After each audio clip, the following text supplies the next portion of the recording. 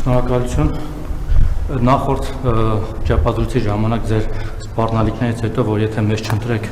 պատերազմ կեղի 50 բալ երկաշարժ կեղի սա կկործանվեն վարի կգնան մեզ հաշմանդամ կսարքեն մենք էլ անգործ կմնանք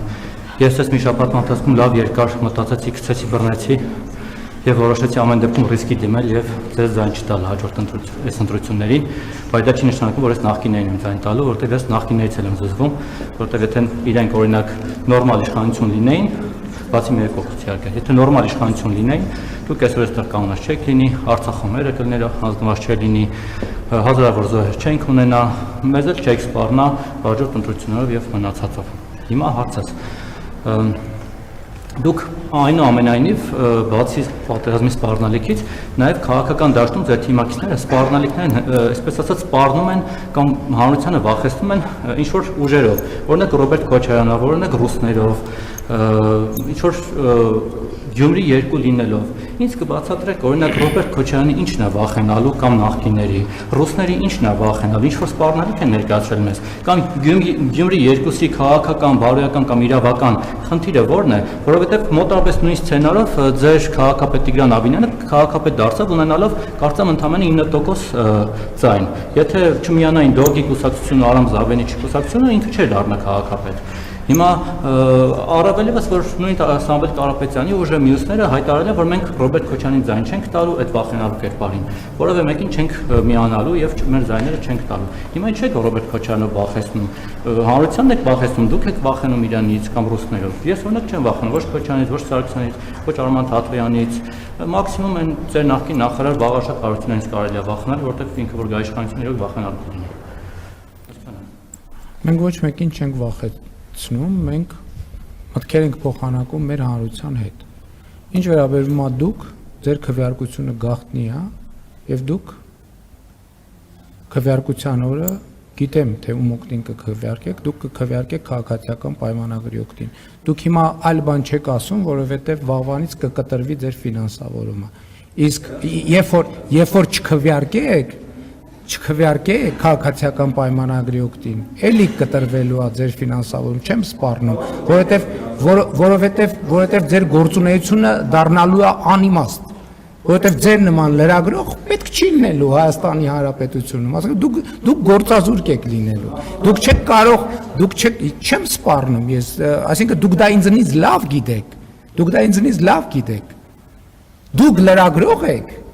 Գիտեք ինչ եք դուք հիմա աշխատանք ունեք Չէ 15 տարի այդ կներեք Ռուբիկ Հակոբյանը չէր կներեք ինչ էր տեղի ունեցել ձեզ այդ չի եղել ձեզ այդ տես բան երբ ա եղել դա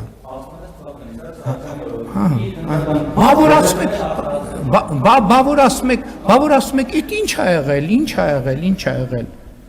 կներեք ձեր ծնոտին հագցրել էին այդ էր եղել Հա օքեյ ուրեմն իրա գլուխը պատինա տվել, բայց որ խոսում եք, այդ որ հերթով գնում եք գրում, իսկ ինչ ա եղել, դուք ելնում եք այն իրողությունից, որ ոչ մեկ ոչի բան չի հիշում, հա, ոչ մեկ ոչի բան չի հիշում, Էսա հերթով կասեք կգնաք կգրեք, ինչ ա եղել, ամեն բրիֆինգին կասեմ, ում լրատվամիջոցի հետ ինչ ա եղել, երկրորդը, դուք հիմա լրագրող եք աշխատում, աշխատանք ունեք, որովհետև ես վարչապետ եմ, Որովհետև այն մարդիկ ովքեր ձեզ ֆինանսավորում են, իրանց պետք է դուք որ գաք ես միկրոֆոնի տակ կանգնեք, ասեն դոշ ծեծելով ասեք, ման, ինչքան վիրավորական, ինչքան կներեք բարոյականության հետ սահմանակցող արտահայտություն, որ դուք կանգնեք, իրանք էլ ասեն, տեսեք ինչ թույլ է, ծնոտին չտվեց։ Բայց ասում եմ Իմ ուժեղությունը ծնոտին տալու մեջ չի, իմ ուժեղությունը լեգիտիմության մեջ է։ Երբ որ ես վարչապետ չլինեմ, դուք 4 ժամ հետո աշխատանք չեք ունենալու։ Ոնց որ 2000 չգիտեմ որ թվին եկել էին առավոտի խմբագրությունում ԱԱՑ-ից եկել էին համակարգիչները հավաքել տարել, որովհետև այդ իրանք էին տվել պարզվեց համակարգիչները։ Գալու են ձեր հեռախոսը ժամացույցնել են ձեռներիցը թանելու, որ պահին ես վարչապետ գոնե գնահատեք։ Դուք չեք հասկանում, որ դրա համար եք աշխատում, որովհետև ձեր մակարդակի լրագրողը 1000 ներողություն։ Նախ նորմալ լրատվական դաշտում աշխատանք չի ունենա։ Եվ երկրորդը, ես վարչապետ չլինեմ, դուք ընդհանրապես 4 ժամ հետո աշխատանք չեք ունենալու։ Դուք ֆայլաբազարում գնալու եք կանգնեք, որ օրվա հաց վաստակեք։ Ունեիք ծնոտին ստանում էիք։ Հիմա նախ դուք նախկինում ոչ մի անգամ Հայաստանի ղեկավարի ուղիղ եթերի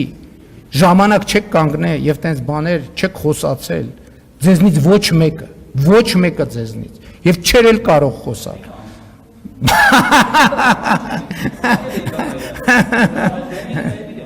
Շատ լավ։ Դուք դեռ երկար լրագրող կաշխատեք, բայց ձեզ խնդրում եմ ձեր մասնագիտական որակների վրա աշխատեք։ Պետքա մի քիչ բան անել, վերապատրաստումների գնալ, պետքա մի քիչ գումար ծախսել սեփական կրթական մակարդակը բարձրացնելու, իրազեկվածության մակարդակը բարձրացնելու, պրոֆեսիոնալ մակարդակը Ես գնում եմ կառավարական ակադեմիա, չմտածեք ես ձեզ համարում եմ, որ դուք ենթադրենք վատ եմ վերաբերվում տենց։ Չէ, ներողություն եմ խնդրում, պարոն Մակարյան, եթե վիրավորեցի, բայց ես դա նկատի չունեմ։ Ես օրինակ գնում եմ